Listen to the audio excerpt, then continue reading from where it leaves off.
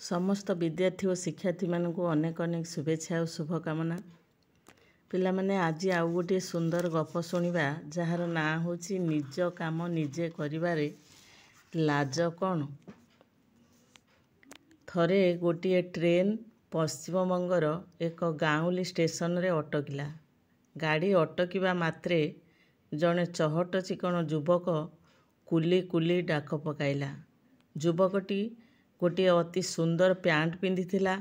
कोटर रंग मध्य पैंटर रंग सहित मैच करुथिला। मुंडरे टोपी थिला, बेकरे टाई बांधिथिला ओ तार बूट चिकचिक करुथिला। गाँउली स्टेशन रे तो कुली न थांती, कारण सेठारे समस्ते निज काम निजे करि दियंती, कुलीर आवश्यकता पड़ेनी। किंतु युवकटी बारंबार डाक मारुथिला ओ व्यस्त होई एपट सेपटकू चाहुथिला। सेतिकी बेले सादा धला लुगा पिंधिथिबा जने भद्रलोक सेठाकू आसिले। से युवकर जिनिस तळकू ओह्लाई पकाइले। युवक तांकू कुली बोली भाबिला, तेणु तांको उपरे बिगिड़ी जाई कहिला, तुमे माने बड़ सुस्तिया होई गलोनी। मु केते बेलू डाकिलिनी तमु कोन सुना जाउनी ना पैसा नबनी मागणारे तमे नब। एई कथा सुनी भद्रलोक जनक कौनसी उत्तर देले नाही। युवकर हाथ में धरी नेबा भली गोटे छोट बाक्स एवं हैंडबैग थिला एवं गोटे छोट बंडल थिला। ताहाकू धरी भद्रलोक जनक युवकर पछे पछे ता घर पर्यंत गले।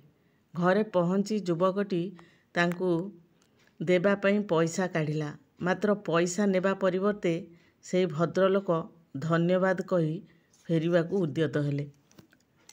युवक को भारी आश्चर्य लगिला। से भाविला ये केमितिका कुली, बोझ बोही आनिला अथच पैसा नेउ नाही, ओल्टा धन्यवाद देउची। सेतिकी बेले युवकंकर बड़ भाई आसी से स्थान रे पहुँची गले। से भद्रलोकंकु देखी आश्चर्य होई गले। तांको मुहरु केवल एतिकी बाहरी पड़िला, आपण।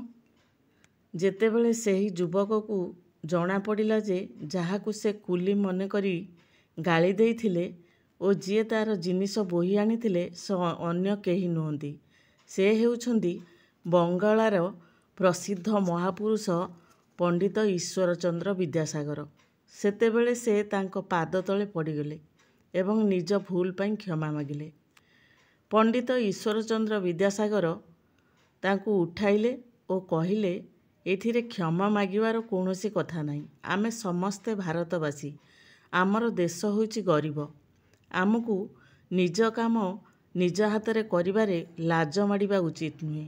निज काम निजे हाथ रे करिले समृद्ध देश मानकर यह होइछि एक गौरव एवं आमे निजकू मध्य गौरवान्वित मने करिबा। आमे निज चेष्टारे जो सफलताटा पाइबा ताहा आमको आत्मसंतोष मिलिबो एवं आमे जीवन रे बहुत आगकू जाई परिबा। एहा द्वारा आमे निजे समृद्ध होबा संगे संगे आमर गाँ, आमर राज्य, आमर देश समृद्धि पथरे आगेइबो। तेणु निज काम निजे करिबारे जो आनंद अछि, जो आत्मसंतोष अछि, ताहा अन्य द्वारा करैबारे ताहा नाही।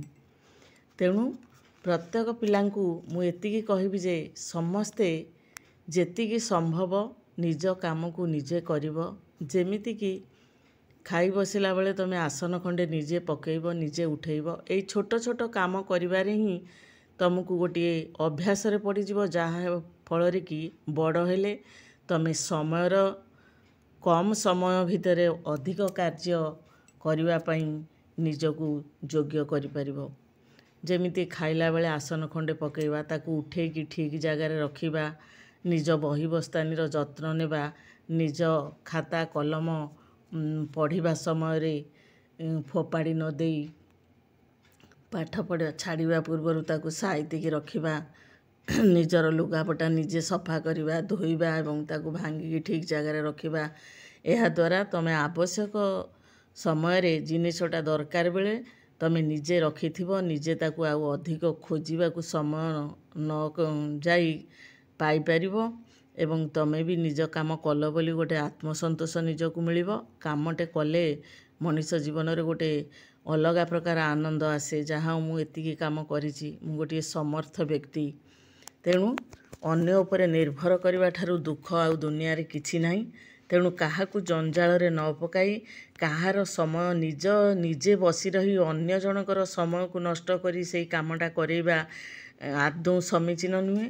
तेणु आजिर ही गपरू आमे कौन जानिले ना निज काम आमे निजे करिबा काहा उपरे निर्भर करिबा नाही। आमे जेतिकी आमर सामर्थ्य अनुसारे आमे करिबाकू सर्वदा चेष्टा करिबा।